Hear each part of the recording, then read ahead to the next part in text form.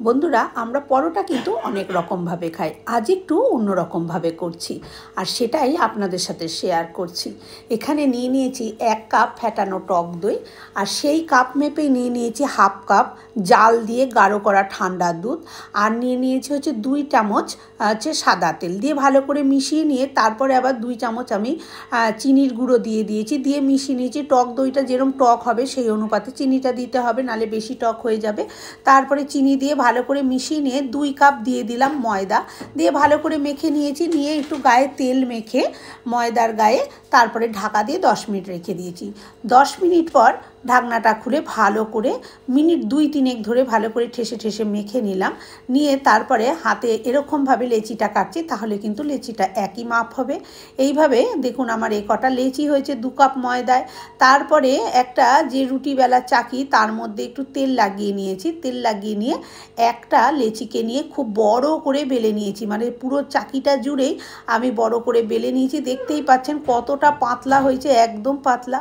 এদিকে একটা ব্যাটার তৈরি করে নিয়েছি, 2 চামচ কর্নফ্লাওয়ার আর 2 চামচ সাদা তেল দিয়ে একটা ব্যাটার তৈরি করে নিয়েছি।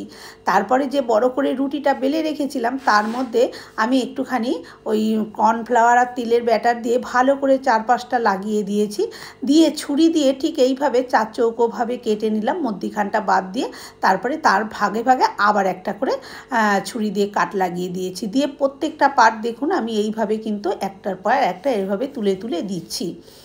প্রত্যেকটা পার্ট এইভাবে তুলে দেওয়ার পরে তারপরে এটাকে ধরে নিয়ে আমি এরকমভাবে ঘুরিয়ে ঘুরিয়ে বেশ সুন্দর করে গোল করে এই যে এটা এরকমভাবে তৈরি করে নিচ্ছি, পুরো গোল তৈরি করে নিয়েছি। এবারে একটু তেল দিয়েই বেলে নেব।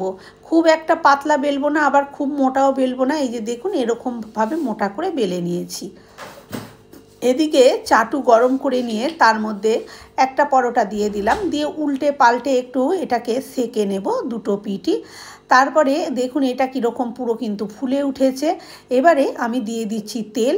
আমি এখানে তেল দিয়ে ভাজি, আপনারা চাইলে ঘি বাটার যা কিছু দিয়ে ভাজতে পারেন। তেলটা দিয়ে তারপরে আমি আবার উল্টে পাল্টে এইভাবে ভেজে নিচ্ছি।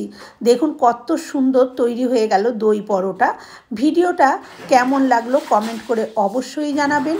ভালো লাগলে একটা লাইক দেবেন। ধন্যবাদ।